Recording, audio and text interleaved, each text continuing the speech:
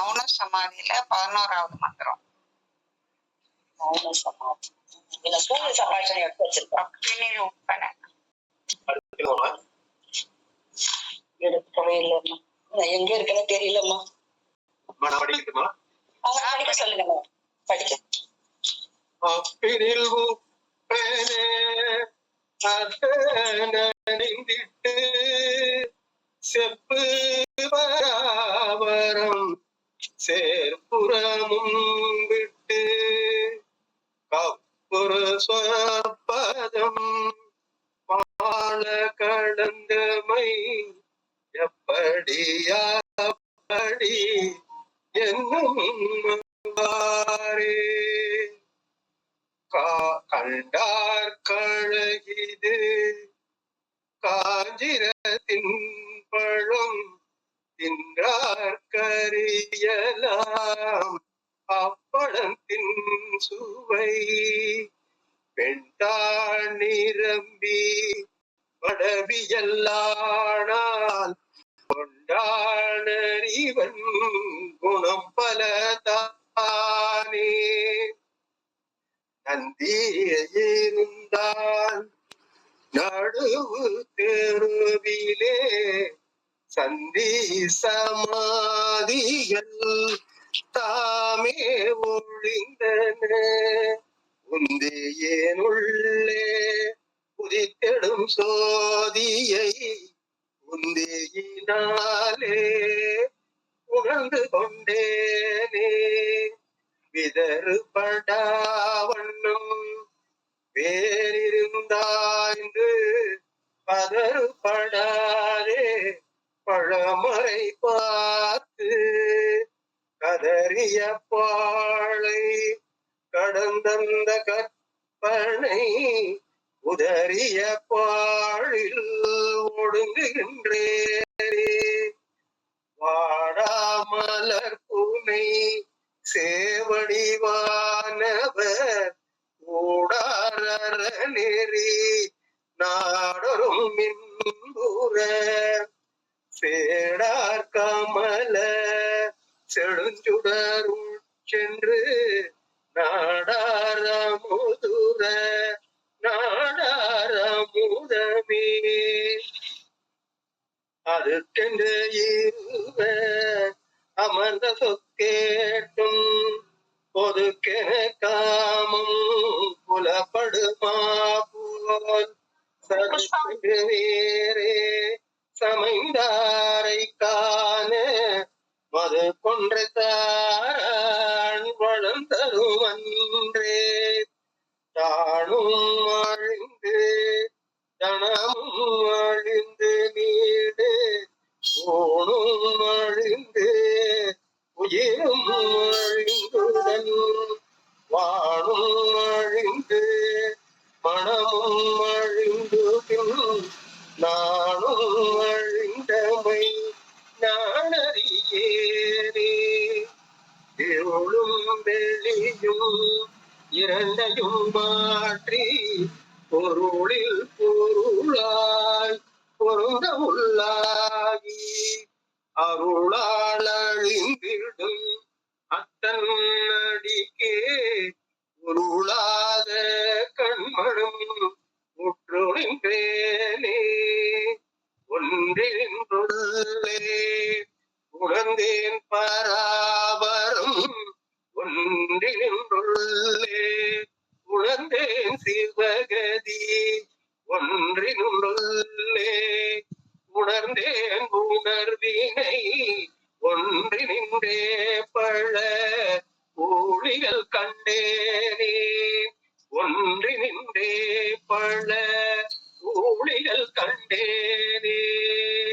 திருச்சிற்றம்பலத்திலே பார்ப்போம். திருச்சிற்றம்பலம் அனுபவிச்சு பாடிட்டீங்க. ரொம்ப ரசிச்சு பாடணுமா, உருகி பாடியிருக்கம்மா. ஆனா பொருள்தான் புரியலம்மா, நீங்க சொன்னதான் புரியுது. புரிஞ்சிடும் புரிஞ்சிடும். ரொம்ப நன்றிங்கம்மா.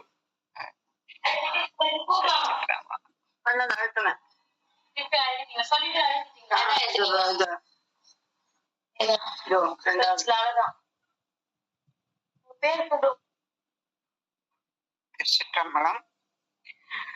அடியார் பெருமக்கள் அனைவரையும் வணங்கிக்கிறேன். எல்லோருக்கும் வணக்கம். திருச்சிற்றம்பலம். நமக்கு மௌன சமாதி இதுல 10 பாடல் பார்த்திருக்கோம். மௌனம்னா என்னன்னு பார்த்துட்டோம். மௌனங்கிறது சாதாரணமா வந்துடாது.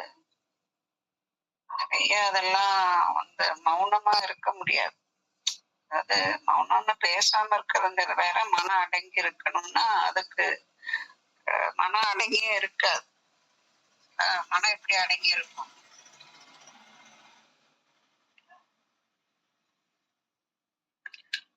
அது இயல்பு அதுல இருந்து எண்ணம் அலைகள் வந்துகிட்டு தான் இருக்கும். அதனால மௌனம் அப்படிங்கிறதே இறைவனை சார்ந்து இருப்பதான் பேருதான் புரிஞ்சுக்கும்.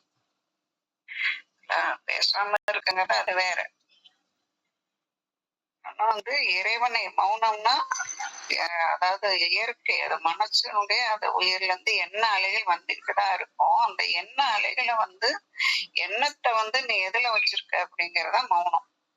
நீ உலகியல்ல வச்சிருந்தா அது மௌனம் கிடையாது. உலகியல்ல அதை பத்தி சிந்திக்கிறது, அதை பத்தி நினைக்கிறது, என்ன பண்ணலாம் ஏது பண்ணலாம் அப்படிங்கறது, உலகத்தை பத்தி சிந்திக்கிறது, அவங்க சுத்தி இருக்கிறவங்களை பத்தி நினைக்கிறது, இந்த மாதிரி உலக விஷயங்களையே சிந்திக்கிறது பேரு மௌனம். அப்ப இறைவனை அது ஏன்னா அந்த சிந்தனை இருக்கும் இல்லையா? 6வது அறிவுங்கிறது மனம். அதை அடக்கலாம் முடியாது. அத இறைவனை சார்ந்து இருப்பதுன்னு அர்த்தம். இறைவனை சார்ந்து இருக்கும்போது எல்லாம் இறைவன் செயல் அப்படின்னு சும்மா இருக்கிறது. அங்காரம் உள்ளடக்கி ஐம்புலனை சுட்டறுத்து தூங்காமல் தூங்கி சுகங்காண்பது எக்காலங்கிற மாதிரி அப்படி மனம் இறைவனை சார்ந்து இருக்கணும். அப்படி அது பேருதான் மௌனம். எல்லாம் இறைவன் செயல் அப்படிங்கிறது. இதெல்லாம் மாயை, இதெல்லாம் பொய், இதெல்லாம் விட்டுட்டு நான் ஒரு நாளைக்கு போகத்தான் போறேன், இது உண்மை கிடையாது அப்படின்னு நல்லா உணர்ந்து, நான் என்னுடைய வினை நீக்கத்துக்காக எனக்கு இறைவன் உடம்பு கொடுத்திருக்காரு, அதுக்குதான் அந்த ஞான நூல்கள்லாம் படிக்கிறது. அப்புறம் அதை உணர்வது. இதெல்லாம் ஞான நூல்களை படிச்சு இறைவன் நம்ம இதெல்லாம் மாயைங்கிறதெல்லாம் அறிந்து கொண்டு, அப்புறம் இதுல இருந்து நான் இதை விட்டு நான் ஒரு நாளைக்கு உடம்ப விட்டு, நம்ம உடம்பும் மாயைதான், உடம்பு எனக்கு இறைவன் தன்னை உணர்வதற்காக எனக்கு இந்த மாதிரி ஒரு உடம்பு கொடுத்திருக்காரு. இதெல்லாம் யானம் வரணும். யானம் வரும்போது மௌனம் தானாகவே வந்துடும். அப்படியே இறைவனை சார்ந்தே இருக்கும். எல்லாம் இறைவன் செயல் அப்படின்னு அப்படியே சும்மா இருக்க எல்லாத்தையும் இழுத்து போட்டுக்கிட்டு இருக்கிறோம்ல, அது மாதிரி செயலிலையும் இழுத்து போட்டுப்போம், எண்ணத்திலயும் நிறைய எண்ண குவியல் அப்படி இருக்கும். 80 கோடி நினைந்து அப்படிங்க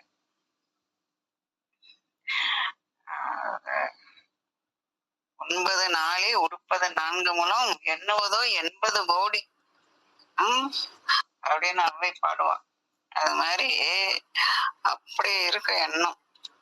அந்த மாதிரி இறைவனை சார்ந்த எல்லாம் இறைமயம், எல்லாம் சிவமயம், எல்லாம் இறைவன் தான் என்ன அப்படிலாம் நடத்திட்டு இருக்காரு அப்படின்னு ஞானம் வந்த கையும் மௌனம் வந்த அதுதான் சொல்றாரு. அப்படி அதுக்கு பேருதான் மௌனம்னு அர்த்தம். மௌனத்தை சரியா புரிஞ்சுக்கணும். எண்ணமே வராம இருக்கிறதுக்கு பேரு மௌனமும் கிடையாது. அதுக்காக தான் அதை விளக்க சொல்றேன். எண்ணமே எல்லாம் வராம எல்லாம் இருக்காது, எண்ணம் வரத்தான் செய்யும். அப்ப எண்ணம் என்ன செய்யணும்? இறை சார்ந்து இருக்கணும். என்ன செய்ய நம்மளை சுத்தி என்ன நிகழ்ந்தாலும் அதுல போய் ஊறி போய் அதுல அப்படியே நம்ம எண்ணங்கள் அப்ப அதை அடுத்தடுத்து அப்படியே விரிந்து போகாம எல்லாம் இறைவன் செயல், ஏதோ நடக்கிறதெல்லாம் இறைவன் ஏதோ நடத்தா அப்படின்னு அதோட முடிச்சுக்கணும். அதோட முற்றுப்புள்ளி வச்சுட்டு முடிச்சுக்கணும். அதை விட்டு அதை பற்றின சிந்திக்கிறது, அதை பற்றி விவாதிக்கிறது, தர்க்கம் பண்றது, அப்புறம் தன்னுடைய கருத்துக்களை சொல்லுவது, எழுதுவது, அதெல்லாம் இருக்கு பாருங்க அந்த உலக விஷயத்துல. அதுக்கு பேரு மௌனம் கிடையாது. இல்ல, இறைவனை சார்ந்து இருக்கும்போது எல்லாம் இறைவன் செயல். இப்ப எல்லாம் இதெல்லாம் நடக்குது உலகத்துல. இப்ப எல்லாம் இதுதானே இப்ப எல்லா பக்கமும் எல்லா ஊடகங்கள்லயும் இதுதான் இப்ப பெரிய செய்தியா இருக்கு. அப்ப இத பத்தி பேசுறது, இத பத்தி சிந்திக்கிறது, இது என்ன அது அது அதுன்னு என்னென்னமோ எல்லாம் பேசுறாங்க. பத்தாவதுக்கு தேர்தல் வேற வந்துருச்சா, இவ்வளோ எல்லாம் ஏதோ பேசிக்கிட்டு இருக்காங்க. இதெல்லாம் பேசுறதுனால என்னுடைய வினை நீங்குமான்னு ஒரு கேள்வியை போட்டு பார்த்தாலே தெரிஞ்சிடும். இதெல்லாம் பேசுறதுனால என்னுடைய வினை நீங்குமா, என்னுடைய உயிர் குண குற்றங்கள் நீங்குமா அப்படின்னு கேள்வி போட்டு பார்த்தாலே ஒரு தெரியும் நமக்கு. அதுக்கு ஆன்சர் இல்லைன்னு தான் வரும் இல்லைங்களா? அது மாதிரி இதெல்லாம் இதுல அப்படியே போகக்கூடாது. அப்படியே எண்ணம் விரிந்து விரிந்து விரிந்து விரிந்து வெளியில போகக்கூடாது. அப்படி இதெல்லாம் ஏதோ நடக்குது, இது ஒரு காலம். இந்த காலத்துல இது நடக்குதுன்னா இதெல்லாம் இறை ரகசியம் சொல்றது, தேவ ரகசியம்னு சொல்லுவாங்க. அது எதுக்கோ நடக்குது, எல்லாம் இறைவன் செயல், எல்லாம் நடக்கிறபடி நடக்கும். எல்லா உயிரும் என்புற்று இருக்கணும் இறைவா அப்படின்னு அதோட நிறுத்திக்கணும், ஸ்டாப் பண்ணிக்கணும், முற்றுப்புள்ளி வச்சிடணும். அதுக்கு பேருதான் மௌனம். அதான் சொல்றாரு. என்ன மௌனம் என்னன்னே தெரியாம படிச்சு பிரயோஜனம் இல்லையா? அங்க பாருங்க, அடுத்து இந்த மந்திரத்திலே சொல்றாரு பாருங்க.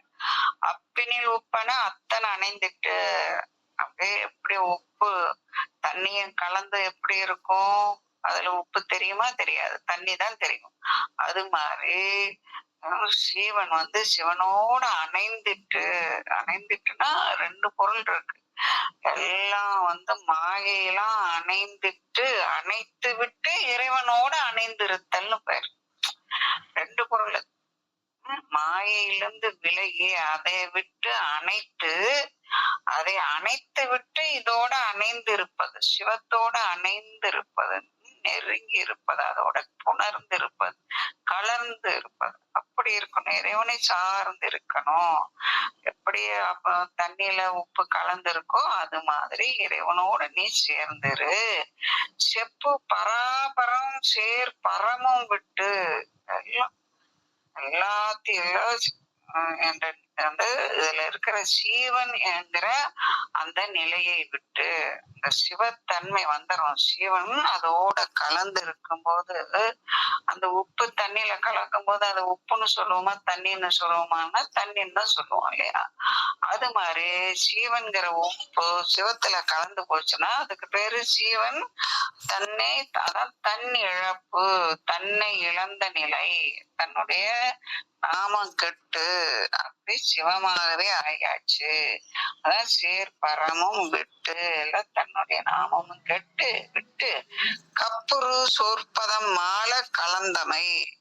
அங்க அது கப்புரு, அது பிரிவு கிடையாது. கப்பு விடுதல்னு சொல்றோம்ல, கொப்புன்னு சொல்லுவோம். கப்பு விடுதல்னா கிளை விடுறது. ஜீவன் சிவன் அப்படிங்கறதெல்லாம் இல்லாம பிரிந்து கூறும், அப்படின்னா பிரிச்சுலாம் சொல்ல முடியாது. சொற்பதம் மாலை அப்படிலாம் இல்லாம, ரெண்டு இல்லாம ஒன்றாகவே கலந்தமை. அப்படி அங்க ரெண்டு இருக்க, உப்பு தண்ணியும் உப்பும் கலக்கும் போது அங்க இரண்டு பொருள் இல்ல, ஒண்ணுதான் இருக்கு. அது மாதிரி கலந்து அப்படி இருக்கணும். எப்படி அப்படி என்னும் அவ்வாறு. இது எப்படி வரலாம் கலந்து ஒன்னா இருக்க முடியுமா, இது எப்படி இருந்தா எப்படி இருக்கும் அப்படிலாம் கேட்காத. நீ இருந்து பாரு, எப்படி அப்படிலாம் இருக்கலாம் அப்படிலாம் கேட்காத. நீ இறைவனோட சார்ந்து இரு. அதுக்குத்தான் நமக்கு நிறைய ஞான நூல்களை படிக்கிறது போதிக்கிறாங்க. போதிச்சுட்டு அப்புறம் உபாயங்கள்லாம் சொல்லப்படுது திருமந்திரத்துல. ஞானம் உபதேசம் பண்ணும் போதே அந்த ஞான உபதேசத்தை அனுபவிக்கிறதுக்கு கூடிய உபாயத்தையும், அதான் உபாயங்கிறது யோகம், யோகத்தையும் காட்டி கொடுப்பார். அதுதான் திருமந்திரத்தினுடைய சிறப்பு. எப்படி அப்படி என்னும் அவ்வாறு, எப்படி இப்படி எல்லாம் கலந்து ஒன்னா இருக்கு. உப்பு எப்படி தண்ணியில கலந்து தண்ணியாவே தெரியுது, உப்ப காணாம அப்படின்னு. இது எப்படி எப்படிலாம் நீ யோசிப்பியா? அப்படியே தானே இருக்குன்னு தெரியுதுல்ல. அது மாதிரி நீ சீவன் ஆகிய நீ போய் அதோட கலந்து இரு. கலக்கிறதுக்குரிய உபாயங்கள்ல தான் இருக்கேன். அது மாதிரி கலந்து அதுக்குத்தான் ஆக்னேய சக்கரத்துல சொல்றதுதான் பிரணவ யோகம், வாசி யோகம், ஆதார யோகம், குண்டலினி யோகம், பரியங்க யோகம், பிராசாத யோகம், அப்புறம் சந்திர யோகம். அப்பா எவ்வளவு சொல்றாரு. அதுக்கு இதெல்லாம் இல்லாம நமக்கு 5 எழுத்து வேற கொடுக்குறாங்க. இன்னும் சிம்பிளிஃபை பண்றாரு. நமக்கு சைவத்துல இதெல்லாம் பண்ணாட்டி கூட 5 எழுத்து சொல்லு, 5 எழுத்து மந்திரம். அதாவது நமச்சிவாயின்னு சொன்னா நாமம், அது தூள பஞ்சாக்கரம். சிவாய நமன்னு சொன்னாதான் அதுக்கு பேரு மந்திரம். நம்ம பின்னாடி போட்டுறோம் சிவைய, நம்ம பின்னாடி பாச எழுத்து பின்னாடி போயிடணும், சிவனை முன்னிறுத்தணும். எதுலையுமே சிவனை முன்னிறுத்தி ஜபிக்கும் போது அது மந்திரம் இல்ல. அப்ப சிவாயன்னு சொல்லு, சிவாய சிவ, சிவாய சிவன் சொல்லு. சும்மா 108 1008 அப்படியெல்லாம் எண்ணிக்கையெல்லாம் வச்சுக்கிட்டாலும் சொல்லக்கூடாது. அதை எப்படி சொல்லணும் அப்படின்னா, இறைவனை உடம்புக்குள்ள எழுந்தருள செய்யு. அதுக்குத்தான் நம்ம சைவ சமயத்திலே சொல்லுது இல்லையா. ஆதாரங்கள்ல இங்க இருக்குல்ல, அநாகதத்துல யார் உட்கார்ந்துருக்காரு, ருத்ரன் உட்கார்ந்துருக்காரு, கண்டத்துல மகேஸ்வரன் உட்கார்ந்துருக்காரு, ஆக்னா சக்கரத்துல நெற்றியில உட்கார்ந்துருக்காரு, அம்மையும் அப்பனமா சக்தியும் சிவமா சதாசிவமா அங்க உட்கார்ந்துருக்கிறாரு. அது என்ன சொல்லுது, நீ சும்மா சிவமந்திரம் கூட சும்மா எல்லாம் சொல்லக்கூடாது. இறைவனை சிரசுல எழுந்துருல அப்புறம் வைக்கணும். இல்லாட்டி நாட்டத்தில், சிரத்தில், நாட்டத்தில், ஹிருதயத்தில் 3 இடத்துல வைக்கலாம். நாட்டம்னா நெற்றியில, சிரசுல, இல்லாட்டி ஹிருதய ஸ்தானத்துல, அநாகதத்துல எழுந்தருள செஞ்சு அப்படியே சிவமந்திரத்தை அப்படியே சொல்லணும். அப்படிதான் சிவமந்திரம் சொல்லணும். அது எப்ப வேணாலும் சொல்லலாம். அதுக்காக இந்த சிவமந்திரங்கிறது மிகப்பெரிய எளிமையான உபாயம். இருக்க அபாயம் ஒரு நாளும் இல்லை. சிவாயம் என்று இருக்க அபாயம் ஒரு நாளும் இல்லை. அப்படின்னு என்னது, அபயம், பயமே இல்லை, அச்சமே இல்லை நமக்கு. அப்ப அதை எப்படி ஜபிக்கணுங்கிறதும் இருக்கு. ஏன்னா இறைவனை இறை மந்திரத்தை சொல்லும் போது அது அவ்வளோ ஒரு பெரிய விஷயம். அது கிடைத்திருக்கிற ஒரு இது. எல்லாருக்குமே இந்த இது ஜபிக்கணுங்கிற ஒரு ஆர்வமும் வராது, தெரியாது. முதல்ல தெரிஞ்சாலும் அதை ஜபிக்கணுங்கிறத ஆர்வம் வராது. அதை ஜபிக்கிறதுங்க எப்படின்னா வாய் விட்டு சொல்லக்கூடாது. அப்படியே நினைந்து அதோட நினைந்து அப்படியே உருகி அப்படி இருக்கும். நெக்கு உருகி அப்படின்னு சொல்லுவாங்கல்ல, பாடுவாங்கல்ல, அது மாதிரி இருக்கணும். அப்படி சொல்லணும் இல்ல. அந்த மாதிரி அந்த மந்திரத்தை சொல்லும் போது என்ன ஆயிரும், நெக்கு நினைபவர் நெஞ்சுள்ளே புக்கும் நிற்கும் பொன்னார் சடை புண்ணியன். எப்படி நெக்கு நினைபவர் நெஞ்சுள்ளே எப்படி இருக்கும், நெஞ்சுக்குள்ள ஹிருதய ஸ்தானத்துல நெக்கு அப்படியே உருகி அப்படி மனசால நினைக்கணும், சும்மா சொல்லக்கூடாது. அப்படியே கண்ணு திறந்துதான் இருக்கும், ஆனா காட்சிய பார்க்காது. காது திறந்துதான் இருக்கும், எதுவுமே கேட்காது. அப்படியே அப்படி உட்காந்து அப்படி இருக்கும். அதெல்லாம் செஞ்சு பார்க்கணும். நான் எவ்வளவுதான் சொன்னாலும் உங்களுக்கு அனுபூதி ஆகாது. நீங்களே இதை செஞ்சு பார்க்கும்போது நம்ம கண்ணு திறந்துகிட்டே உட்காந்துருப்போம். ஏதோ ஒரு சிந்தனையில உட்காந்துருப்போம், கண்ணு திறந்துதான் இருக்கும், ஆனா எதையுமே நாம கவனிக்க மாட்டோம் இல்லையா.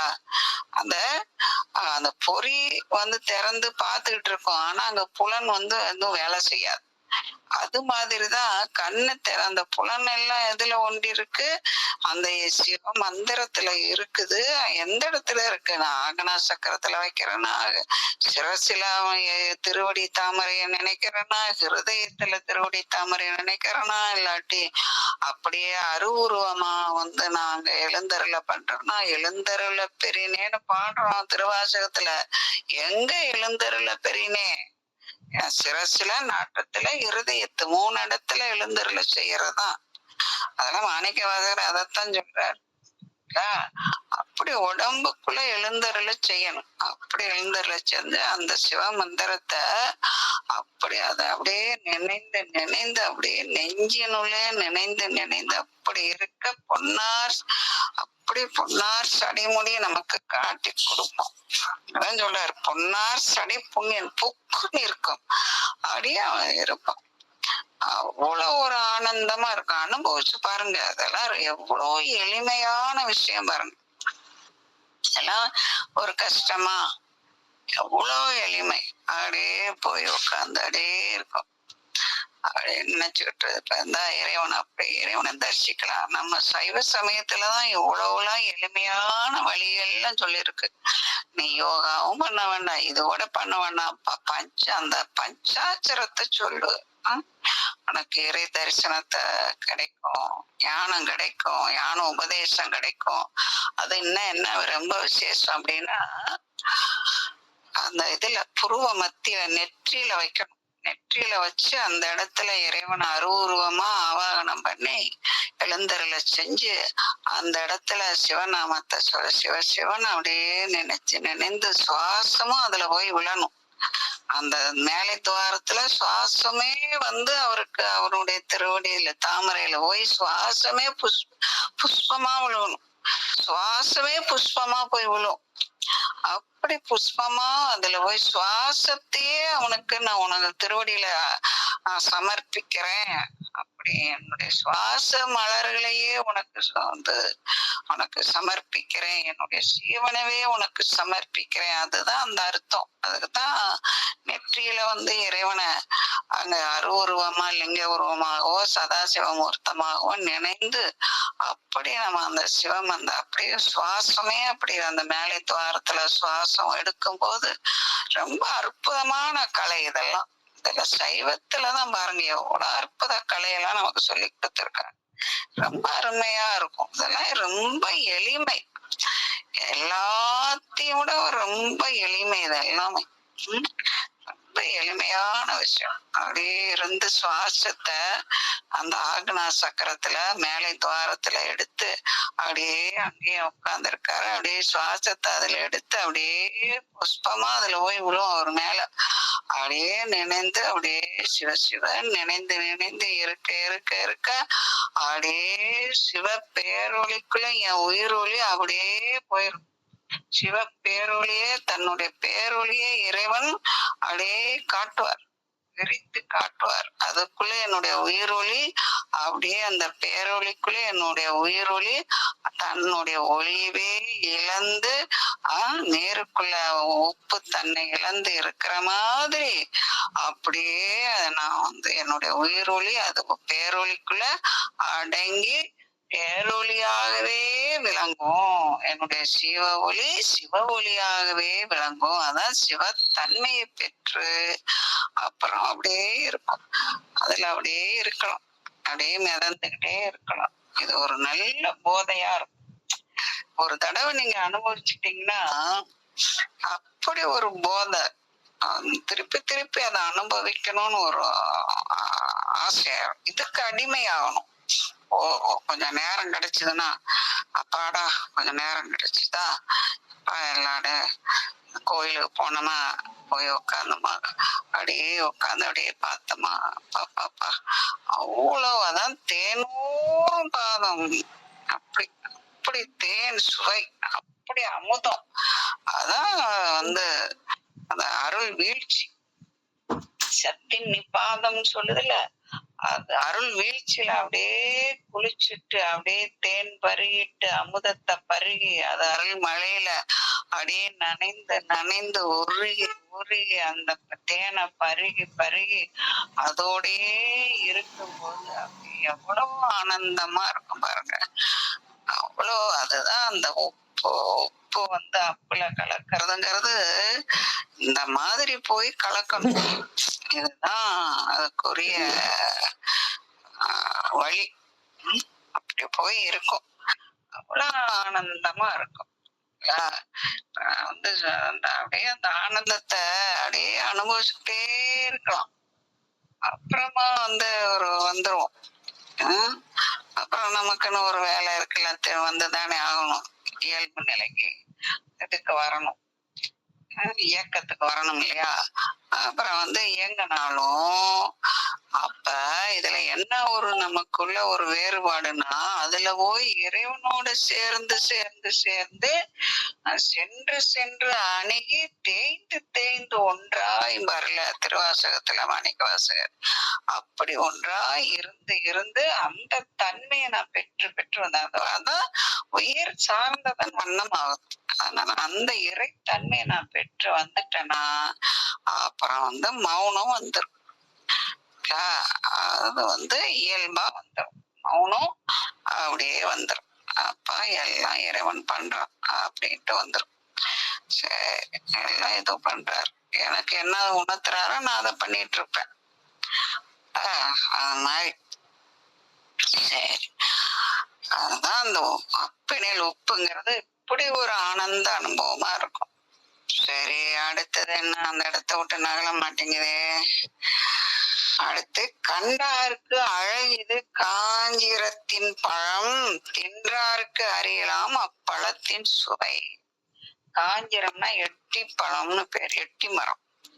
அந்த பழம் பாக்குறதுக்கு ரொம்ப அழகா இருக்கும், ஆனா அதை சாப்பிட முடியாது, ரொம்ப கசக்கும். எட்டி கசப்புங்கிறோம்ல, அப்படி கசக்கும், அது சாப்பிட முடியாது.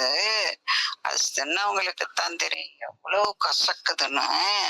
அப்படின்னா என்னது, இந்த உலகம் எல்லாம் இதெல்லாம் ரொம்ப அழகாதான் இருக்கு, சுவையா இருக்கு, நறுமணமா இருக்கு, அழகா இருக்கு, எல்லாம் நல்லாதான் இருக்கு.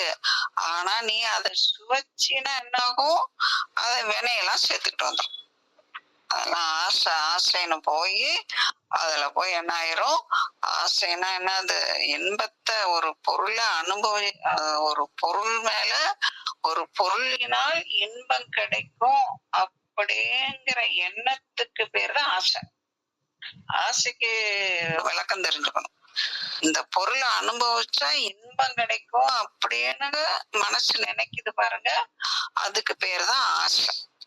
அது அப்புறம் போய் அப்படி இன்பம் கிடைக்கணும் போய் அதுல போய் விழுந்து அப்புறம் இன்பத்தை அனுபவிக்குதா, இன்பத்தை அனுபவிச்சதுக்கு அப்புறம் என்ன ஆகும், மறுபடியும் ஒரு துன்பம் வரும். அந்த இன்பமே துன்பமா வடிவெடுத்துரும்.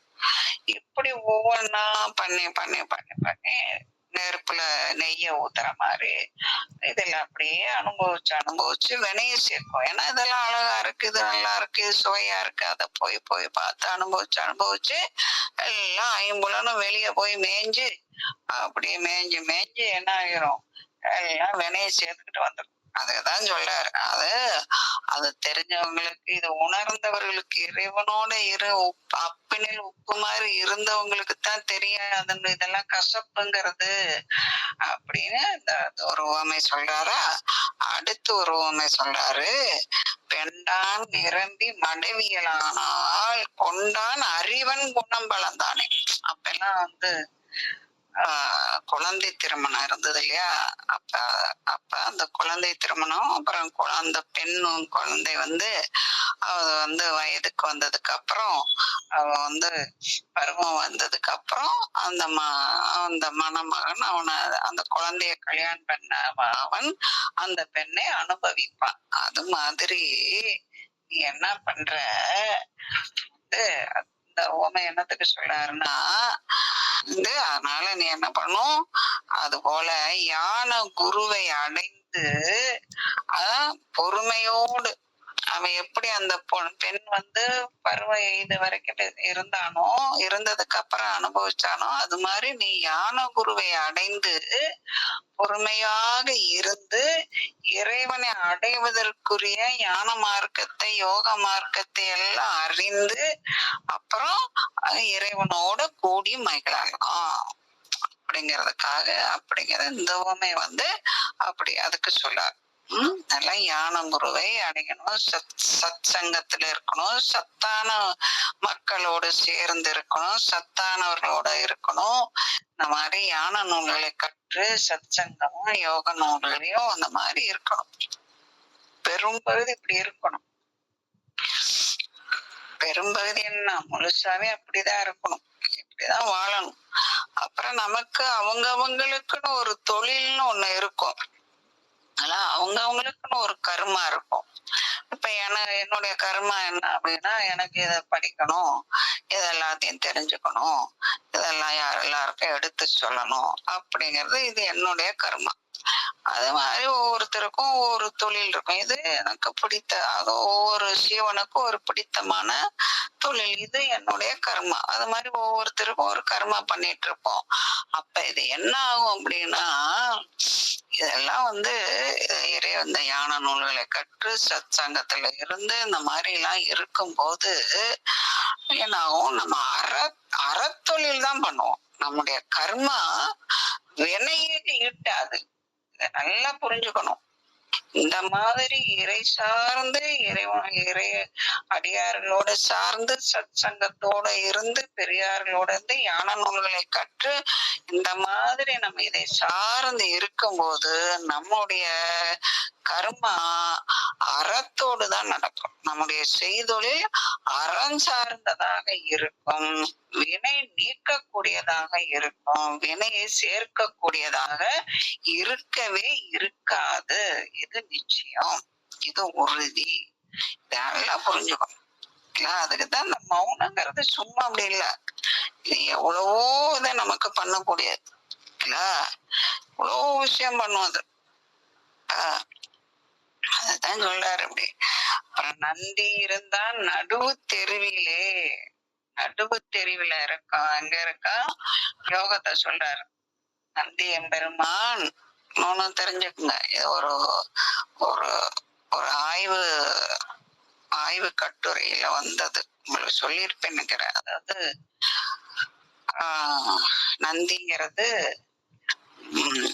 உயிர்ல இருக்கிற சிவனுக்கு பேரு நந்தின்னு சொல்றோம். அதுதான் சொல்லாருங்க.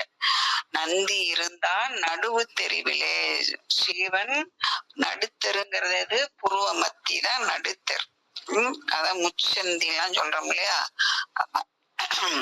அதுதான் நடுத்தெரு. அங்க இருக்கிறான். சந்தி சமாதிகள் தாமே ஒளிந்தன.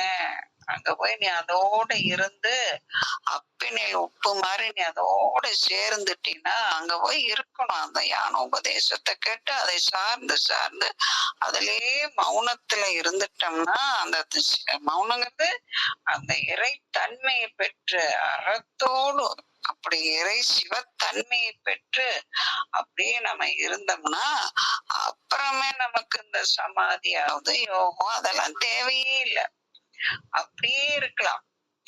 பாத்தீங்கன்னா இவங்க எல்லாம் பத்தி நம்ம இப்ப ராமகிருஷ்ணர் கூட ரொம்ப முந்திய காலம், 18ஆம் நூற்றாண்டு. இவரெல்லாம் கூட 19ஆம் நூற்றாண்டு தான். யாரு ரமணர்லாம், அவரெல்லாம் பாக்குறோம். அவங்கெல்லாம் எதுவுமே அப்படியே அதுவாவே ஆயாச்சுன்னா அப்புறம் என்னத்தை பண்றது? அதுவாக நான் உப்பினில் அந்த தன்மையை பெறுவதற்காக தான் இந்த உபாயங்கள் எல்லாம் பண்ணிட்டு இருக்கேன். அதுவாவே ஆனதுக்கு அப்புறம் நான் என்ன எதுக்கு இதெல்லாம் படிக்கணும் இல்லையா? இதெல்லாம் பண்ணணும். சமாதியும் வேண்டாம், ஒன்றும் வேண்டாம். சமாதிகள் தாமே ஒளிந்தன. இதெல்லாம் சந்தினா அந்த ஆதாரங்கள்லாம் தாண்டி மேல இதெல்லாம் இறை அனுபூதியை பெறுவதற்கு, அந்த சிவத்தன்மையை பெறுவதற்கு தான் இதெல்லாம், மௌனம் வர்றதுக்கு தான் இதெல்லாம் பண்றோம். அது வந்ததுக்கு அப்புறம் நான் ஒண்ணுமே பண்ண வேண்டாம், நான் அதுவாவே ஆயிட்டேன். அதுக்கப்புறம் ஒண்ணும் தேவையில்லை, அப்படியே இருக்கலாம். அதான் தாமே ஒளிந்தன. அப்புறம் உந்தியினுள்ளே உதித்தலும் சோதியை புந்தியினாலே புணர்ந்து கொண்டேன். எங்க அந்த சோதி எங்க இருந்துச்சு? மூலாதாரத்துல இருந்த அந்த சிவ அக்னி என்ன ஆயிருச்சு? சிவ சூரியன் அப்படிலாம் சொல்றது. அது சிவ அக்னி காமத்துக்குள்ள கடந்தது. காம அக்னிக்குள்ள இருந்து அது சிவ என்ன ஆயிடுச்சு? அத நான் மூலாதாரத்துல இருக்கிறத நான் எழுப்பினேன்னா, எழுப்பும் போது அது எங்க உதிச்சுது? உந்தியில உதிக்கும், மணிப்பூரகத்துல இருக்கும். அதான் அந்த அக்னிக்கு, அதான் நீர் மேல் எழுப்பும். அதான் கடல் மேல சூரியன் உதிக்குதுல்ல, அததான் அதோடைய இதுதான் இது இங்க உடம்புல பாக்குறதுதான் அங்க புறத்துல பாக்குறோம். அப்படியே அங்க நீர் மேல அப்படியே அதுக்கும் நீருக்கும் தீயுக்கும் அக்னிக்கும் நடுவே எழும் சூரியன் அப்படி உதிக்கும். அங்க வந்துரும். அது அந்த சக்தி சிவ அக்னி அங்க வந்துரும். அவங்க வந்துட்டு அதுக்கப்புறம் மேல அப்புறம் மேல வந்துடணும், அநாகதத்துக்கு வந்துடும். அநாகதத்துக்கு வந்து ஹிருதயஸ்தானத்துக்கு, அதான் அநாகதங்கிறது ஹிருதயஸ்தானத்துக்கு வந்து அங்க வச்சிரும். அந்த ஹிருதயஸ்தானத்துல வந்து இருந்த போது அங்க யாரு உட்கார்ந்துருக்கா? ருத்ரன் உட்கார்ந்துருக்காரு. கேட்கலாம், அங்க காம அக்னி அப்ப மேல வராதா? சிவ அக்னி வரும்போது காம அக்னியும் தானே சேர்ந்து வரும் அப்படின்னு ஒரு கேள்வி இருக்கு. அது வர முடியாது. ஏன் அப்படின்னா இதுல வரும் அதுதான் அந்த மதில்மேல் பூனைங்கிறது முந்திய மணிப்புரத்தை. அங்கேயே இருந்தோம்னா மறுபடியும் கீழே விழுந்துரும். அது வரைக்கும் தான் காம அக்னி வரும், சேர்ந்துதான் வரும். சிவ அக்னி உதிக்கும் போது காம அக்னி அங்க வரும். அப்புறம் என்ன ஆகும், நம்ம அநாகதத்துக்கு வந்துட்டோம்னா அங்க யாரு இருக்கா? குணிருத்திரன் இருக்காரு. அதுக்கு பேரு ருத்ரன், குணிருத்திரன். அவன் தான் வந்து சிவன்ல இருக்கிற காமத்தெல்லாம் அழிச்சு விட்டுருவான். அங்க அவன் வர முடியாது, அந்த காமம் அங்க வர முடியாது, அநாகதத்துக்கு வர முடியாது இல்ல.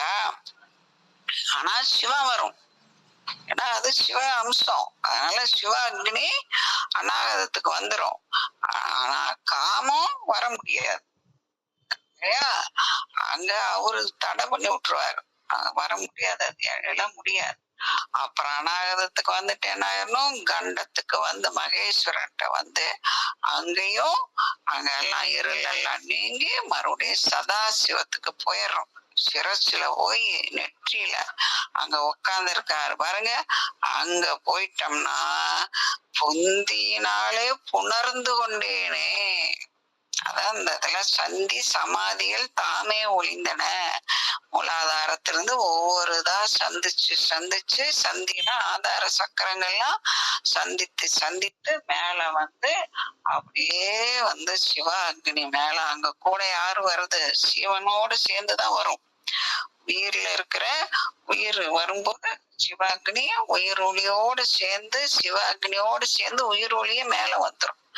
அப்படி அதுல எல்லாம் அந்த கர்ணம் எல்லாம் அதுல ஒடுங்கிரும்.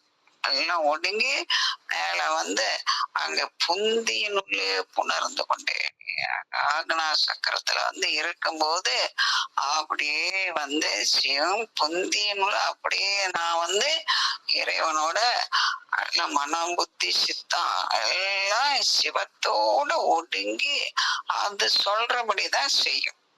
அவன் சொல்றான், நான் செய்யறேன், அவ்வளவுதான். அது என்ன இதெல்லாம் செய்ய சொல்லுது, நான் செய்யறேன். எனக்கு இதனால எனக்கு எதுவுமே இல்லை, இறைவன் எனக்கு இதை செய்ய சொல்றான், நான் செய்யறேன். இது அப்படியே எனக்கு இதுல வந்து பேரு புகழ் பதவி பணம் ஐயோயோ அதெல்லாம் எனக்கு தேவையே இல்லை. எனக்கு இறைவன் இதை செய்ய சொல்ல இது செய்ய, அவ்வளவேதான். அவன் அதான் நல்லா கண்ணதாசன் வரிகளா, ஆண்டவன் உலகத்தின் முதலாளி, அவனுக்கு நான் ஒரு தொழிலாளி, அவ்வளவுதான். எனக்கு நான் தொழில் செய்யறேன், அவனுக்கு தொழில் செய்யறேன், அவன் எனக்கு முதலாளி, அவன் எனக்கு என்ன கொடுப்பான்? வீடு பேரு கொடுப்பான். எனக்கு இத நான் வந்து எனக்கு பட்டம் கொடு, பதவி கொடு, பணம் கொடு, புகழ கொடுன்னு கேட்டேன்னா வீடு பேரு கொடுக்க மாட்டான். நான் வந்து எனக்கு தொழில் செய்ய சொல்றான், எனக்கு இதெல்லாம் ஒன்றும் வேண்டாம், எனக்கு உன்னோடதான் நான் இருக்கணும், உன் கூடயே இருக்கணும், எப்பவுமே உனக்கு தொண்டு செய்யற மாதிரி உன் கூடவே வச்சுக்க, எனக்கு எதுவுமே வேண்டாம் அப்படின்னு சொல்லி அப்படி அந்த அறிவு வந்துடும். அதான் புந்தியில வந்துரும், புத்தியில வந்துரும். அப்படி வந்து புணர்ந்து கொண்டானே கொண்டேனே அதோட இருந்துக்குவேன். எவ்வளவு அருமையா இருக்கு பாருங்க. அப்படி விதறுபடா வண்ணம் வேறு இருந்து ஆய்ந்து, விதறுபடா வண்ணம் சலிப்பு இருக்கும், சலிப்பே வராதே பாருங்க. இதெல்லாம் அப்படியே நம்ம சொல்லிக்கிட்டே இருக்கலாம், அப்படியே கேட்டுக்கிட்டே இருக்கலாம். அப்படியே நீங்க கண்ணை மூடி புஸ்தத்தையே பார்க்க வேண்டாம், கண்ணை மூடி நீங்க கேட்டுக்கிட்டே இருக்கலாம். ஒரு மணி நேரம் நான் போறதே தெரியாது. ஆனா இதுதான் தியானங்கிறது. தியானம்னா இதுதான் தியானம். இறை சிந்தனை, இறைவனோட சார்ந்து அதை இறைவனை பத்தி பேசுவது இதுவே தியானம் தான். இல்ல அப்படியே வேறு இருந்தாய்ந்து வேறு இருந்து மத்ததெல்லாம் பத்தி எல்லாம் சிந்திக்காம இறைவனோட இருந்து சலிப்பில்லாம அதோட இருந்து பதறுபடாதே, பழமறை பார்த்து பதட்டப்படாதப்பா, அப்படியே நீ பதறுபடாத, விதறுபடாத, விதறுபடாம விதறுபடாத, பதறாத, பதறாம விதறாம அப்படியே இரு, இறைவனோட இரு. உனக்கு என்ன கஷ்டம், எவ்வளவு ஆனந்தமா இருக்கு. அப்புறம் போய் நீ சாப்பிடு, தூங்கு. அப்புறம் அன்னைக்கு உன்னுடைய கடமைன்னு ஒண்ணு இருக்கே, கர்மா, வினை நீக்கத்துக்குரியது. அத நீ பாட்டுக்கு பாரு, அவ்வளவுதானே. எவ்வளோ எளிமை வாழ்க்கைங்கிறது, எவ்வளவு சுகானந்தமா இருக்கு, எவ்வளவு எளிமையா இருக்கு பாருங்க. நாம தான் போட்டு போட்டு நமக்குள்ளே போட்டு போட்டு ஒரு வலைய பின்னிக்கிறோம், பாச வலை. அந்த காலத்துல பாச வலைன்னு ஒரு படமே வந்து அது மாதிரி அதுக்குள்ள போட்டு பின்னிக்கிறோம். பழமறை பார்த்து அவனை பாரு, பழைமறை பார்த்து பதறப்படாத, விதறப்படாம, சலிப்பில்லாம, பதறப்படாம அந்த பழம்பொருளோட இரு, பார்த்துக்கிட்டே இரு. கதறிய பாலை, அதாவது அந்த கதறிய பால்னா எல்லாத்தையும் விட்ட பால், சுத்த வெளின்னு எல்லாம் கடந்து, கதறிய பாலை கடந்த அப்படின்னா துன்பத்திற்கு காரணமான வீண் செயல்கள் எல்லாத்தையும் கடந்து நின்றேன் அப்படின்னா. பால்னா வீண் அர்த்தம் அந்த இடத்துல. பால்னா இந்த இடத்துல வீண், இன்னொரு இடத்துல வரும்போது பால்னா வெளின்னு அர்த்தம். இந்த இடத்துல கதறிய பால்னா துன்பத்திற்கு காரணமான வீண் செயல்கள் எல்லாம் செஞ்சுக்கிட்டு இருந்தேன். அத பண்ணும் இத பண்ணும் நிறைய சங்கல்பங்கள் அதெல்லாம் வச்சுக்கிட்டு இருந்தேன்.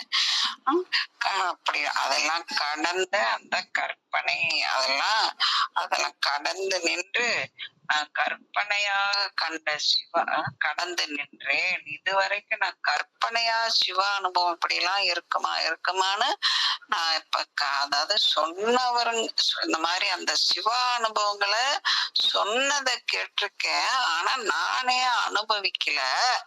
ஆனா இப்ப நான் அனுபவிச்சேன். இப்ப நான் சொல்றேன், இப்ப நான் அனுபவிச்சத நான் சொல்றேன். கடந்த அந்த கற்பனை, அதுல நான் அனுபவிக்கிறத நான் உங்களுக்கு சொல்றேன். இது உங்களுக்கு அனுபூதி ஆகும். அப்ப இதுக்கு நீங்க கொஞ்சம் அதெல்லாம் விரும்பி சலிப்பில்லாம, விதறப்படாம, பதறப்படாம இருந்தா உங்களுக்கு அந்த அனுபூதி வரும்.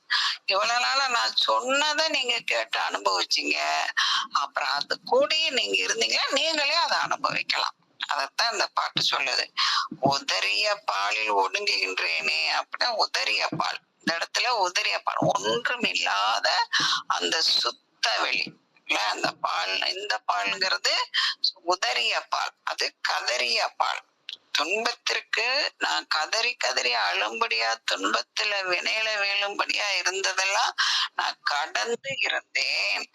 அத கற்பனையா நான் கடந்து நின்றேன். கற்பனையாக நான் கேட்டதையெல்லாம் நான் அப்ப அனுபவித்தேன். எங்க போய் அனுபவித்தேன்? உதறிய பாலில் அந்த சுத்த வெளிக்குள்ள போய் நான் ஒடுங்குகின்றேனே, நான் அனுபவித்தேன். அதனால நான் கேட்டேன். ஆனா இப்ப அதோட போய் நான் ஒடுங்கி இருக்கும் போது நானே இப்ப கேட்டதெல்லாத்தையும் நான் அப்ப அனுபவிக்கிறேன் அப்படின்றார்.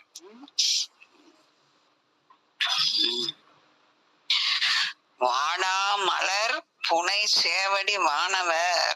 அப்படி வாடா மலர், வாடாத மலர், மலர் திருவடி, வாடாத மலர் புனை, அது திருவடியே எனக்கு என்னைய பிறவி கடலுக்கு அதுதான் புனை, அதான் தெப்பம்.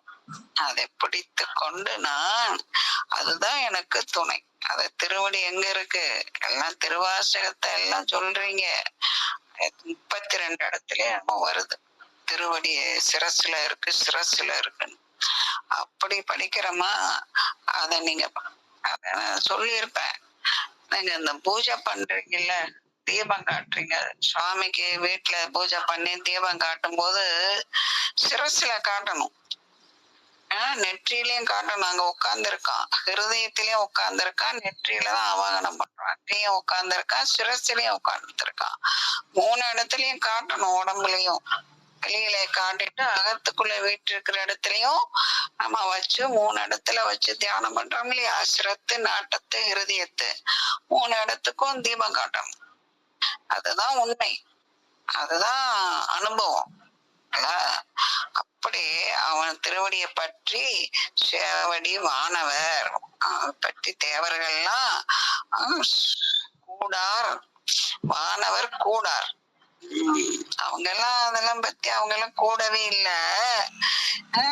அவங்க அறநெறி நாள்தோறும் அவங்க எல்லாம் தேவர்கள்லாம் அறத்தோட வாழ்பவர்கள் தான். ஆனா ஆணவம் இருக்கும். அதனாலதான் நம்முடைய சைவ சமயம் நீ அறத்தோடையும் இருக்கணும், இறைநெறியோடையும் இருக்கணும், இறை சார்ந்தும் இருக்கணும். வெறும் இறை சார்ந்து இருந்தா மட்டும் பத்தாது, அறத்தோட இருக்கணும். 2ம் சேர்ந்துதான் இருக்கணும். அறத்தோட மட்டும் இருந்தீங்கன்னா ஆணவம் வந்துரும். அதனால நீ அறத்தோட இருக்கலாம், ஆனா இறைவனோடையும் சார்ந்து இருக்கணும். இந்த தேவர்கள் என்ன அறத்தோட இருப்பாருங்களா? ஆனா நான் நல்லவனாக்கும், அன்னதானம் பண்றேன், கோயில் கட்டுறேன், எல்லாரையும் காலேஜ் கட்டி இலவசமா மருத்துவம் பாக்குறேன், இலவசமா கல்வி எல்லாம் கொடுக்கறேன், அதா பண்றேன், இதை பண்றேன்னு நிறைய பண்ணுவாங்க. ஆணவம் வந்துடும், ஆணவம் இருக்கும். ஆனா இறை சார்ந்து இருக்கணும். அப்பதான் அதைத்தான் இந்த இடத்துல சொல்றாரு. அப்படியெல்லாம் நான் எல்லாம் பண்றேன்னாக்கணும். ஒரு 10 ரூபாய்னா ஒரு 100 ரூபாய்க்கு டியூப் லைட் வாங்கி போட்டுட்டு அதுல முழு பேரை எழுதி வச்சுப்பாங்க. அதுதான் ஆணவங்கிறது. இதெல்லாம் இது அறச்செயல் தான், ஆனா ஆணவம் இருக்கும். அதனால இது என்ன ஆகணும்? இறைவன் சார்ந்து இருக்கணும். இறைவன் எனக்கு இந்த மாதிரி ஒரு அறிவை கொடுத்திருக்கான், இறைவனுக்கு நன்றி சொல்லி பணிந்து இந்த மாதிரி அறத்தை செய்யும் போது நமக்கு ஆணவம் வராது. நமக்கு இறைவன் கொடுத்ததுனால தானே நம்ம பண்றோம் அப்படிங்கிற அந்த அறிவு இருக்கணும். அதான் இந்த ஞானம் இருக்கணும். அது இல்லாம நான் சம்பாரிச்சேன், நான் சாப்பிட்டேன், அது முடியாது. அங்க ஆணவம் வந்துடும். அதைத்தான் இந்த 2 வரியில அதைத்தான் திருமூலர் பாருங்க எவ்வளவு இதான் எடுத்து சொல்றாரு. நாள்தோறும் இன்புற சேடார் கமல செழுஞ்சுடர் சொன்று. சேடார் அவங்க கமல செழுஞ்சுடருக்குள்ள போகவே இல்லை. அதான் இதுலயே அவங்க அப்படியே தான் பெரிய ஆணாக்கம் இன்புட்டு உட்கார்ந்துருக்காங்க. இறைவன் திருவடி தாமரையில சேர்ந்தா அது எவ்வளவு இன்பம்னா அது அவங்களுக்கு தெரியல. ஆணவம் கிடக்கு, ஆணவம் மறைக்குதே, அதனால தெரியல. நாடார் அமுதுர நாடார் அமுதமே. அவங்க அந்த நாடார் அமுதுர அந்த அமுதத்தை பருகவும் அதுதான் நம்ம இதுல அழகா பிரிச்சு கொடுக்குது. பதி புண்ணியம், பசு புண்ணியம் இல்ல, அதான் பிரிக்குது, 2 பிரிக்குது. பதி இறை தொண்டு, இறை தொண்டையும் ஆணவம் இல்லாம செய்யணும். இறை தொண்டையும் சிவத்தொண்டையும் ஒரு கோயிலை கட்டி போட்டு நான் தான் என் பணம் எல்லாம் போட்டு கோயில் கட்டினேன்னா அதுவும் அங்க பதி புண்ணியம் தான். ஆனா அது பதி புண்ணியத்திலயும் அது அங்க பசு புண்ணியமா போயிடும். ஆணவம் வந்துருச்சுன்னா. ரொம்ப நுட்பம் பாருங்க, எவ்வளவு நுட்பமா சொல்லுது பாருங்க நம்ம சித்தாந்தம். அப்படி நாடார் அமுதுர நாடார் அமுதமே. அமுதையே இந்த உலக இன்பத்தையே அமுதமாக்குறது இருக்காங்க. ஏன்னா அவ்வளவு ஆணவம் இதெல்லாம் இருந்ததுன்னா உனக்கு மௌன சமாதி வராதுன்ற இடத்துல நீ அறநெறியோட இருந்து ஆணவத்தோட இருந்தீங்கன்னா உனக்கு மௌனம் வராது. அது புண்ணியம் கிடைக்கும், இருந்தாலும் மறுபடியும் பிறவி கிடைக்கும். அந்த புண்ணியமும் என்னது? அது பசு புண்ணியம் தான். இறை அனுபூதியோ, இறை அனுபவமோ, இறைவனுடைய திருவருளோ, வீடு பேரோ, மல நீக்கமோ, வினை நீக்கமோ, குண குற்றங்களோ நீங்க அதை பண்ணிட்டார். அதத்தான் இந்த மந்திரம் நமக்கு எடுத்து சொல்லுது. உனக்கு மௌனம் வரணும்னா அப்படி இருக்கணும், இறைவனை சார்ந்து இருக்கணும். அறத்தோட இருக்கணும், இறைவனை சார்ந்து இருக்கணும். அப்பத்தான் உனக்கு அந்த அமுதம் கிடைக்கும். அந்த அமுதம் எது? சாவா மருந்து கிடைக்கும், மௌனம் கிடைக்கும், இறைவனை சார்ந்து இருக்கலாங்கிறார். அதுக்கென்று இருவர் அமர்ந்த சொற்கேட்டும். இந்த பாடல் ஒரு வித்தியாசமான பாடல். என்ன சொல்றாரு? அதுக்கென்று இருவர் அமர்ந்த சொற்கேட்டும், பொதுக்கென்று காமம் புலப்படுமா போல். அதாவது காமம் வயப்பட்ட தலைவனும் தலைவியும் ரெண்டு பேரும் நெருங்கி இருந்து பேசுறத ஒத்த பருவத்துல இருக்கிறவங்க கேட்டாங்கன்னா அவங்களுக்கும் அந்த காம உணர்வு வரும். பாருங்க, இதெல்லாம் நம்முடைய மானிட வாழ்க்கையில இதெல்லாம் நடக்கக்கூடிய விஷயத்த நமக்கு இது தெரிஞ்ச விஷயம். அதான் தெரிந்ததை சொல்லி தெரியாததை காட்டுவது. அதுதான் இந்த உவமை. அப்படியே காமம் புலப்படுமா போல் அதை அந்த ஒத்த பருவத்துல இருக்கிறவங்களுக்கு அத பார்த்ததும் அவங்க பேசுறத கேட்டதும் அவங்களுக்கும் அந்த காம உணர்வு வர்ற மாதிரி அதுக்கென்று வேறே சமைந்தாரை காணின மௌன சமாதியில இருக்கிற சிவயோகிய அவரோடு ஒத்த சிவயோகி பார்த்தாங்கன்னா அவங்களுக்கும் அந்த அந்த சிவனோடயே இருக்கிற மாதிரி அந்த உணர்வு வந்துருமா. என்ன ஒரு உவமைய சொல்லி எதை சொல்றாரு பாருங்க திருமூலர். ஏன்னா நமக்கு அது தெரியும். அது தெரிந்ததை கொண்டு தெரியாததை சொல்லுவது. அதான் அப்படியே மௌன சமாதியில இருக்கிற சிவயோகிய சிவசித்தனை அவ ஞானியை நீ பார்த்தா அந்த நிலையில இருக்கிற ஒத்து இருக்கிற அவனுக்கும் அப்படியே சிவனவே பாக்குற மாதிரி அந்த சிவ அனுபவம் சிவானந்தம் அவனுக்கும் வந்துடும். எப்படி அந்த காமவயப்பட்டு ரெண்டு பேரும் பேசும்போது ஒத்த பருவத்துல இருக்கிறவனுக்கு அந்த காம உணர்வு வருதோ அது மாதிரி இந்த சிவ அனுபவம் வந்துடும், சிவானந்தம் வந்துடும். எவ்வளவு ஒரு அருமையான உவமையை சொல்லி நமக்கு சொல்றாரு. அப்படியே வரும். வளர்ந்தருமன்றே மது கொன்றை தாரான் வளர்ந்தருமன்றே.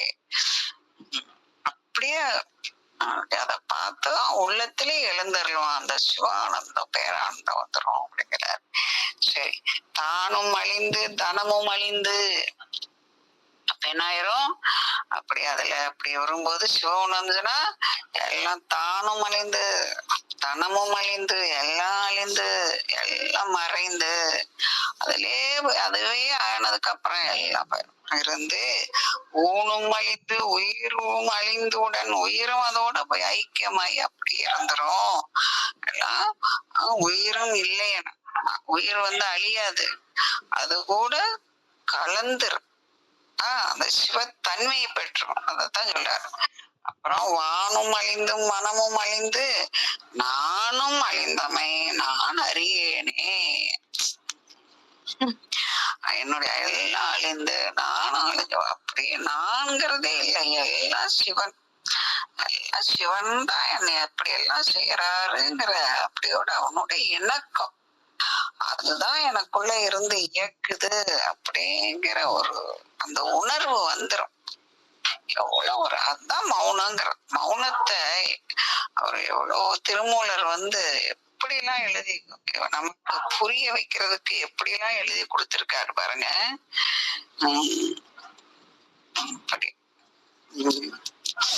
அப்படி எல்லாம் அழிந்து நான் என்ற நானும் அழிந்தனா ஆணவம் ஒடுங்கி அப்படியே அதோடைய நான் சிவத்தன்மையாய் ஆயிட்டேன்.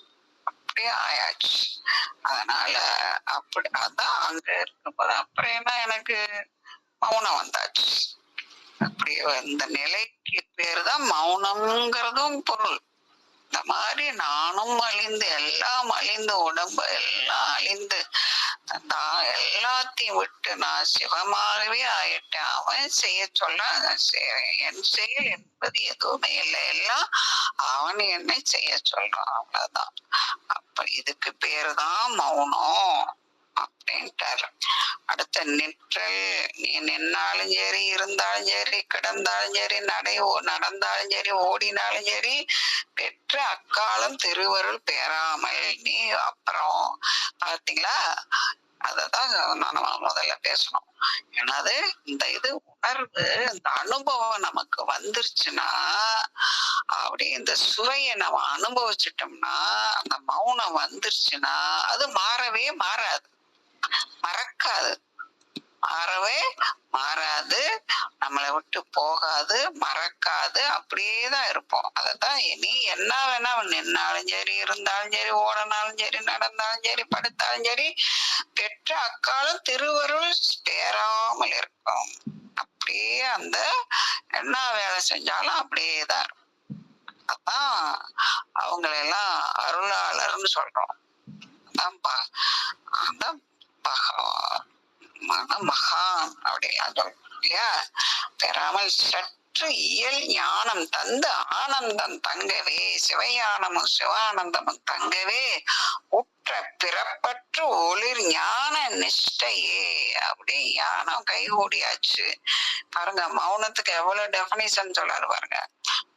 எல்லாம் திருவருள் விட்டு நம்மள போகாது, அதோட இருக்கும்போது திருவருள் நம்மளை விட்டு நீங்காது. நீ என்ன தொழில் பண்ணாலும் சரி, அது அப்ப நமக்கு அது பண்ணாலும் என்ன, அது அப்படியே திருவருள் நம்ம கூடயே இருக்குது அப்படின்னா நம்ம அறத்தோட தான் இருப்போம். வினையெல்லாம் நீங்கும், வினையும் சேராது.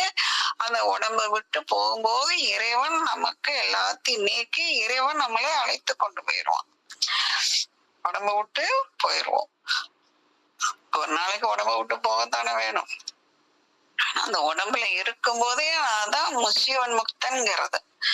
அதான் ஒளி ஞான நெட்டை உற்ற பிறப்பற்று அந்த மேல பிறக்க போறதுல அந்த உடம்பெல்லாம் இருக்காது. அப்படியே இறைவன் அப்படியே சீவன் முக்தி நிலை ஆயாச்சு. அப்படியே சும்மா இருக்கிறது.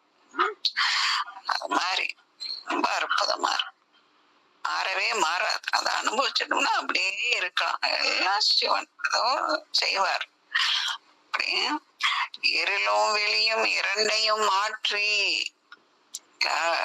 எல்லாம் நமக்கு இதெல்லாம் வாழ்க்கையில ஒவ்வொரு நிகழ்வும் நடக்கும் போது அதை பத்தி கவலைப்பட்டு புலம்புறது, அழுகிறது, அப்படியெல்லாம் நம்ம வெளியில போகாம அப்படியே உள்ளுக்குள்ளே அப்படியே தோன்ற இடத்திலே நிக்கிறது. அந்த இடத்திலே நின்று இறைவனோட அப்படியே இருந்து அவன்கிட்ட கேட்கும் போது அது இறைவன் நமக்கு அங்க ஒரு சாந்தி கொடுப்பான் இல்லையா. அதுதான் அவனுடைய அருள்ங்கிறது. மனசுக்கு ஒரு சாந்தி கொடுப்பான் இல்லையா. அப்ப அந்த மாதிரி இறைவனோட இணங்கி அப்படி அப்ப நான் உன்னோட தானே இருக்கேன், எனக்கு ஏன் இந்த மாதிரி துன்பம் எல்லாம் வருதுன்னு தெரியலையே, இது எனக்கு காரணமும் புரியலையே, இதெல்லாம் வினை நீக்கமா அப்படின்னு இறைவனோட அங்க அவங்கிட்டே நின்னுக்கணும்.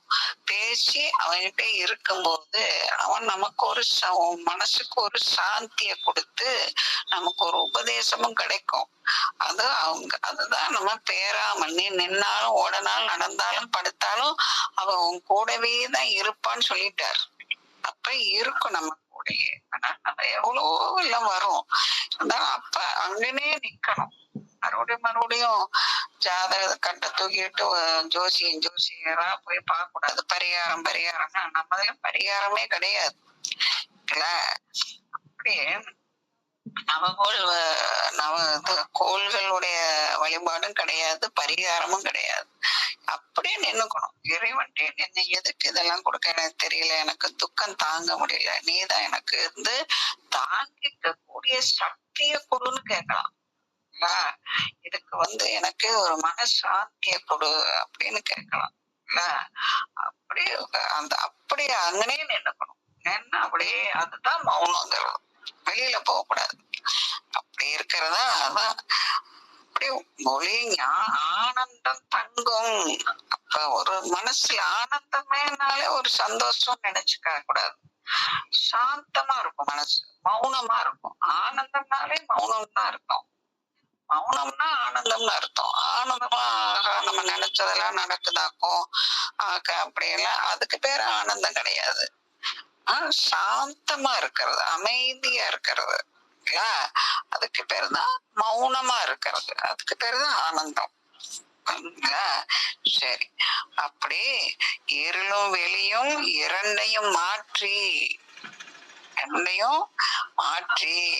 ஆணவத்தையும் இருக்கின்ற உணர்வையும் ஆணவத்தை ஒடுக்கி அந்த சிவத்தோடு இருக்கிறேனுங்கிற உணர்வும் போய் இரண்டையும் மாற்றி சிவமாகவே ஆக்கி பொருளில் பொருளாய் பொருந்த உள்ளாகி மெய்ப்பொருளோடு மெய்ப்பொருளாக கலந்து இருக்க பொருந்தி வைத்து அருளால் அழிந்திடும் அத்தனடிக்க என் அருளால் அழிந்திடும், அவனுடைய அருளால் என் பிறவி இதோட முடிந்தது. தந்தையாக எம்பெருமான் அடிக்கே உருளாத அழிந்திடும், அதோட புள்ளி. அத்தன் அடிக்கே உருளாத கல்மனம் உற்று நின்றேனே. கல் எப்படி உருளாத கல் அப்படி ஒரே இடத்துல இருக்குல்ல, அது மாதிரி கல்மலை மாதிரி நான் இறைவனுடைய திருவடியிலே நான் கிடந்தேன். அப்படியே உருளாத கல் போன்ற மனம் உற்று நின்றேனே, அப்படி இறைவன் திருவடியிலே நான் கிடந்தேன் அப்படின்னு அர்த்தம். அப்படி பொருளாக நான் அப்படி எதுவுமே இல்லை. சிவ எல்லாமே எந்த பேச்செல்லாம் அந்த தன்மைய பொருளாய் பொருந்த உள்ளாய் அப்படியே மெய்ப்பொருளாக நான் கலந்து அதோடே நான் இருந்துட்டேன். அதை விட்டு நான் பிரியவே இல்லை. இதுக்கு பேருதான் மௌனம். ஒன்றின் நின்றுள்ளே உணர்ந்தேன் பராபரம். ஒன்றினான் பராபரம் உணர்ந்தேன், பராபரம் எல்லாத்தையும் நான் உணர்ந்தேன். பராபரம் மேலானதுக்கெல்லாம் மேலானம் எங்கும் வியாபித்திருக்கும் அந்த மெய்ப்பொருளை நான் உணர்ந்தேன். ஒன்று நின்றேன், உணர்ந்தேன், சிவகதியை பெற்றேன், உணர்ந்தேன் உணர்வினை கொண்டு என் உயிரை உணர்ந்தேன். அப்பதான் நான் சிவனை உணர்ந்தேன். உயிரை உணரும் போது இதெல்லாம் எனக்கு கிடைச்சது. உணர்வினை ஒன்று நின்றே பல ஊழி கண்டேனே, பல யுகங்கள் செல்வதெல்லாம் பார்த்தேன். இறைவன் பல யுகங்கள் தோன்றிக்கிட்டே இருக்கும். ஒரு பக்கம் தோன்றும், ஒரு பக்காலையும் அப்படியே இதெல்லாம் சிவத்தோடு ஒடுங்கி இருக்கும் போது, அவனுடைய வியாபகத்துல இருக்கும் போது இதெல்லாம் கண்டு கழித்து அப்படியே இருக்கும். அதான் ஒன்றி நின்று பல ஊழி கண்டேனே அப்படிங்கிறார்.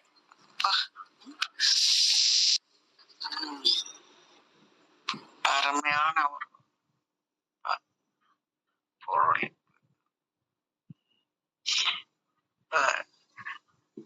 பொருளில் பொருளாய், அது ரொம்ப அருமையான சொல்லதெல்லாம். பல ஊழி கண்டேன். இறைவனோடு இருக்கும் போது இறைவன் எப்படியெல்லாம் தோற்றுவிக்கிறான், எல்லாத்தையும் தனக்குள்ள ஒடுக்குறான், அது எல்லாத்தையும் உணர்ந்து இருக்கலாம். இதெல்லாம் ஒரு அற்பம். இதெல்லாமே சூரிய குடும்பமே ஒரு அற்பம் தான். கொஞ்ச நாள் தான் நம்ம இதெல்லாம் ஒரு கால வெள்ளத்துல கொஞ்ச நேரம் நீர் குமிழி மாதிரிதான் எல்லாமே. இது இந்த சூரிய குடும்பமே நீர்க்குமிழினா நம்மளுடைய உடம்பு எவ்வளவு பெரிய நீர்க்குமிழி, எவ்வளவு சிறிய நீர்க்குமிழி பார்த்துக்கணும். அவ்வளவு மரியாதை. மௌனத்துல போகும்போதுதான் அதுதான் அவ்வளவு ஒரு ஆனந்தமான ஒரு நிலை நமக்கு. ஞான நிலை, மௌன நிலை, யோக நிலை, சிவகதி எல்லாம் கிடைக்கும் நமக்கு. திருச்சிற்றம்பலம்.